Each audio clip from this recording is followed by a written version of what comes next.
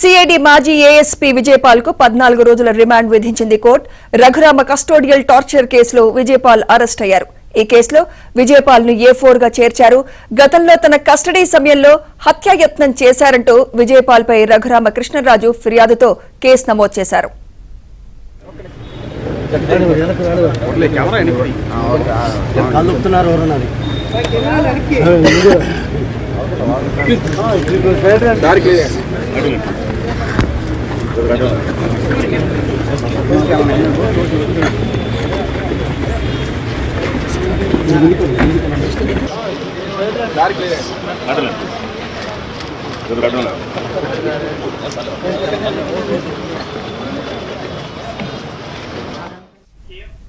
CID మాజీ ASP Vijaypal కు 14 రోజుల రిమాండ్ విధించింది కోర్టు.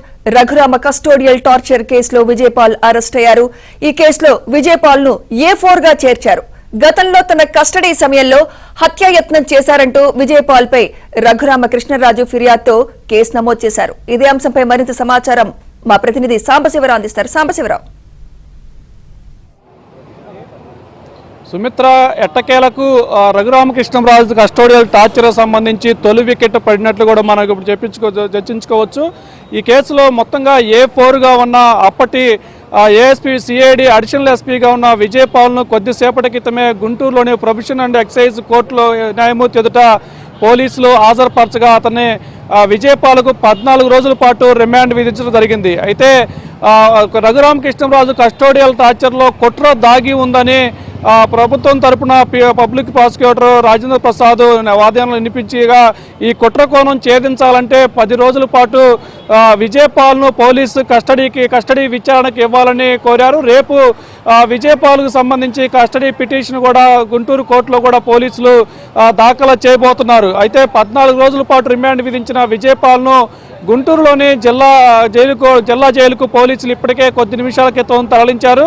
మొత్తంగా ఈ కేసుకు సంబంధించి కీలకంగా ఆ రోజు రఘురామకృష్ణరాజును 2021లో అరెస్ట్ చేసి గుంటూరు సిఐడి రీజనల్ కార్యాలయానికి తరలించినప్పుడు విచారణాధికారిగా విజయపాల్ ఉన్నప్పటికీ కూడా అప్పుడు సిఐడి చీఫ్ సునీల్ కుమార్ అతను స్వయంగా అక్కడ కస్టోడియల్ టార్చర్లో పాల్గొని రఘురామకృష్ణరాజుపై కూడా గుర్తు తెలియని వ్యక్తులు మొహానికి గొడ్లు మాస్కులు వేసుకొని అతన్ని చిత్రహింసలు పెడుతుండగా సునీల్ కుమార్ వీడియో తీశాడు. కొంతమందికి తాడేపల్లి పెద్దలకు అతను వీడియో కాల్ చేసి చూపించారు.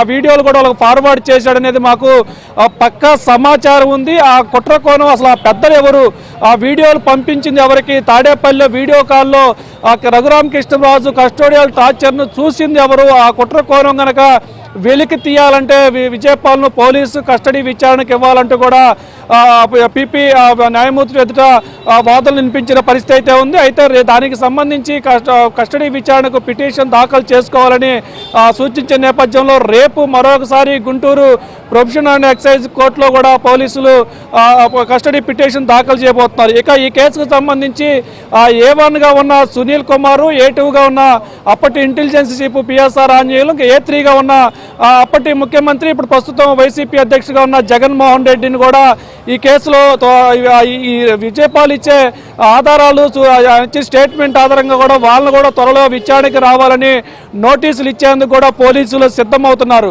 మరి ఇప్పటికే విజయపాల్ హైకోర్టు, సుప్రీంకోర్టు మెట్లెక్కి అక్కడ ముందస్తు బెయిల్ పిటిషన్ తిరస్కరిస్తేనే ఇక్కడ విచారణకి సహకరించిన నేపథ్యంలో ఇక పిఎస్ఆర్ ఆంజనేయులు కానీ, సునీల్ కుమార్ కానీ, జగన్మోహన్ రెడ్డి కానీ ఈ కేసు విచారణకి హాజరవుతారా లేదనేది కూడా ఇప్పుడు అందరిలో అయితే ఆసక్తి నెలకొని ఉంది. రేపు పోలీసులు వేసే కస్టడీ పిటిషన్ కోర్టు కస్టడీకి ఇస్తుందా లేదనేది కూడా ఇప్పుడు వేచి చూడాల్సిన పరిస్థితి అయితే ఉంది. అతని కస్టడీ పిటిషన్ పోలీసు కస్టడీ విచారణకి ఇస్తే మరింత లోతుగా విచారణ చేపట్టి ఆ రోజు ఎవరెవరు పాత్ర అంతా, ఎవరు కీలక సూత్రధారులు, ఎవరు పాత్రధారులు, రఘురామకృష్ణరాజుపై అసలు అలాంటి సెక్షన్ల కింద కేసు పెట్టాల్సిన అవసరం ఏముంది, మొత్తం కూడా ఈ కుట్ర కోణం మొత్తం కూడా బయటికి వెలికి తీసేందుకు పోలీసులు అయితే సిద్ధంగా ఉన్నారు. Sumitra, right, thank you Sambasivarao. రేపు కస్టడీ పిటిషన్ వేస్తున్నాము. ఇంకా ప్రైమరీ స్టేజ్లోనే ఉంది ఇన్వెస్టిగేషన్. ఈ టైంలో మీరు ఏమి అడగడానికి లేదండి. రేపు ఆ పాలనే అతన్ని ఆ 4వ ముద్దాయిని కస్టడీకి తీసుకున్న తర్వాత కూలంకషంగా ఏమైంది ఏంటనేది మా SP Ongole superintendent of police ఆయన దీంట్లో ఇన్వెస్టిగేటింగ్ ఆఫీసర్ పూర్తిగా అన్ని వివరాలు త్వరలోనే తేలుతాయి. సార్, ఎన్ని రోజులు కోర్టు 14 రోజులు ఇచ్చారండి. అది ఎన్ని డిసెంబర్ రోజులు కస్టడీ కోర్టు? డిసెంబర్ 10వ తారీఖు వరకు. కస్టడీ కోర్టు ఎన్ని రోజులు కోర్టు కోరనున్నారు? కస్టడీ మేము 10 రోజులకు అడుగుతున్నామండి. 10 రోజుల్లో జడ్జి గారు ఇష్టం. 10 రోజులు ఇస్తారా 6 రోజులు ఇస్తారా అనేది జడ్జి గారు ఇష్టం. మేము 10 రోజులకి రేపు ఎల్లుంట్లో మేము కస్టడీ పిటిషన్ వేయబోతున్నాం. ఆ కూలంకషంగా తతమా ఫ్యాక్ట్స్ అన్ని కూడా బయటకు వస్తాయి. దీంట్లో ఏ కుట్ర కోణం దాగుంది, ఎవరు ఆ పై వ్యక్తి, ఎవరు ఈ టార్చర్ చేసేటప్పుడు ఆ వీడియో తీసేసి ఎవరికి పంపించింది అనేది కూడా ఈ కుట్ర కోణంలో బయటపడబోతుంది.